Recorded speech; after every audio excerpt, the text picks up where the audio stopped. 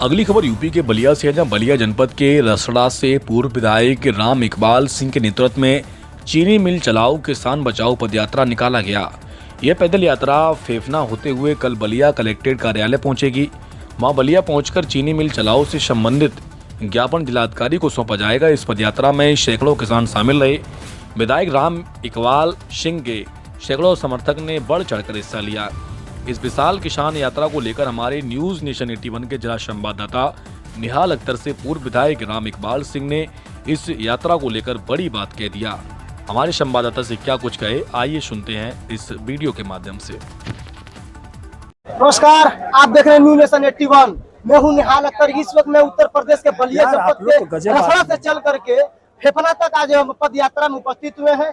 किसान बचाओ पद यात्रा को लेकर के आज राम इकबाल सिंह पूर्व विधायक जो लगातार अपनी किसानों को लेकर के जो बलिया कलेक्टर तक पहुंच करके लगातार पत्र दे रहे हैं, और इसी का माध्यम आज पूछना चाहेंगे किसानों के लिए और दो शब्द क्या कहेंगे किसान। जी सर, किसानों के लिए क्या कहेंगे जो रसड़ा से चल करके फेफना तक आज पहुंचे हैं, पैदल यात्रा किए हैं, क्या संदेश देना किसानों के लिए? ये तो मैं 7 महीना से किसानों के लिए चल रहा हूँ। हम लोग का सबसे इम्पोर्टेंट इशू है कि चीनी मिल रसड़ा की चले। इस बागी जिला में जिसने देश को 5 साल पहले आज़ादी दिलवा दी, उसके पास एक ही उद्योग था, उसको भी बंद करा दिया गया है और उसकी मशीनों को खोल करके घोसी पहुंचा दिया गया है। इससे बड़ा बलिया का अपमान क्या हो सकता है? बलिया को लोग सत्तुआ खाने वाला नागरिक समझ बैठे हैं। इसीलिए कुछ लोगों ने कहा कि बलिया का ब्रांड सत्तू होगा। मैं उनसे कहना चाहता हूं, ये सत्तू तुम्हारे मुंह में भर देंगे, बलिया वाले सांस नहीं ले पाओगे। हमारा अपमान मत करो। हमारी चीनी मिल चलाने की व्यवस्था हो, वरना बलिया करवट ले लेगा। धीरे धीरे जगा रहा हूँ, जगाते जगाते जब जग जाएगा ना तो सब इसी दरिया में डूब जाएंगे, कोई बचा नहीं सकता है। सर, अभी रसड़ा में बसपा विधायकों के हाल ही जो सदन में आवाज उठाए हैं चीनी मिल को लेकर के और रसड़ा डिवाइडर को लेकर, इस पर क्या कहेंगे? क्या उनकी आश्वासन से सदन से जो है कि चीनी मिल खुल जाएगा? क्या आपका आंदोलन से चीनी मिल जो कि खुलने का प्रयास होगा? देखिए, उनके बारे में मुझसे मत कहलवाइए। वो विधायक हैं हो गए, आप जानते हैं, लेकिन उनका काम विधायकी का नहीं है। ये आपको याद है? ये नहीं याद है कि सरकार को ललकारा एको मिनट? वो सरकार को ललकारते हैं कि प्रार्थना करते हैं?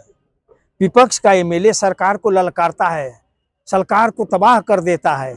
ये लोग सरकार से मिलजुल करके अरबों रुपया ले करके ठेकेदारी कर रहे हैं। अरबों रुपया, करोड़ में नहीं, अरबों, 20,000 करोड़ रुपया। इतना नसीमुद्दीन और शिवपाल जी भी नहीं दिए। लड़कर पा जाएंगे। अभी हाल ही में सर देखा जाए तो परिवहन मंत्री जी पर जो है कि आरोप लगा रहे हैं वो बिहार के रहने वाले हैं, इस पर क्या कहेंगे? अभी इसका उत्तर परिवहन मंत्री जी देंगे। उनके जगह मैं रहता तो रिजाइन कर दिया रहता, या तो इन पर जांच करा करके 48 घंटा में जेल में पहुंचा दिया होता। आज का जो ये कार्यक्रम रहा, आज जो आपने गोकुल पैलेस मेरे पर उपस्थित हुए हैं, कल का प्रोग्राम क्या रहेगा? कल के बारे में जानना पड़ेगा। कल हम लोग यहाँ से 9 बजे करेक्ट निकलेंगे, हल्का सा आहार कुछ ले करके, और जिलाधिकारी महोदय के 12 बजे पहुंचने का 12 से 1 के बीच में लक्ष्य है। सर, बलिया जनपद का रसड़ा ऐतिहासिक जो चीनी मिल है वो लगातार आवाज आप उठा रहे हैं, कलेक्टर पर लगातार आप पत्र दे रहे हैं, लेकिन आपकी बातों को जो है कि आप उत्तर प्रदेश सरकार में है, माननीय योगी आदित्यनाथ जी का सरकार है, नरेंद्र मोदी जी की सरकार है, क्या उनसे मंशा करेंगे? मैं सरकार में नहीं हूँ। सरकार में वो होता है जिसके सर पर लाल बत्ती होती है। अब इन कार्यकर्ताओं को बेवकूफ मत बताइए कि बेचारे कहीं सब सरकार में, और थाने पर जाए तो दरोगा बैठ या कुर्सी पर बिना पूछे 4 थप्पड़ मारेगा तो सरकार में है। यह तो एक भ्रम पैदा करने की सुनियोजित कोशिश है। सरकार में वही है, या तो जनप्रतिनिधि है तो उसको पर लाल बत्ती है। हम कैसे सरकार में हैं? हम सरकार में होते तो पैदल चलते। हम सरकार में होते तो सरकार बुलाकर बात कर ली होती ना अब तक। मैं गलतफहमी का शिकार हूं क्या? नहीं। सरकार में जो लोग हैं, जो आप कह रहे कि मिल के लिए बोल रहे हैं, ऐसे ही लोग सरकार के दिल हो गए हैं। क्या सर आपसे आशा है कि क्या चीनी मिल आपकी आशाओं से खुल जाएंगी? किसानों को सुन लीजिए, दुनिया की कोई ताकत नहीं है कि चीनी मिल